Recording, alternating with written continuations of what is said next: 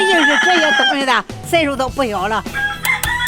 花种哦，到50年喽，这个呢都几十年了，很方便了，也几十年了。这东西就没有硬了，都岁数大了就懂了。这个是头边面挂个篱笆子搁上头，牛拉到头边拉到后边长的耕地的，早饭也没有拖拉机。这早饭呢整理呢，是牛到头边拉整的后边面。高岗呢就是朝下挖拉的都干拉米，还一开始封地是给的。小孩子要生麻菜呢，就搁这里头围着，正好黄的，反正黄的，这有年代了，你娃都在里黄过。这个电风扇呢可有年代了哈，恐怕这厂都倒闭了，现在插个电上都还飞飞转。这叫电芒，这个叫算盘喽，这个现在都不用弄手机的，早晚就都弄这个。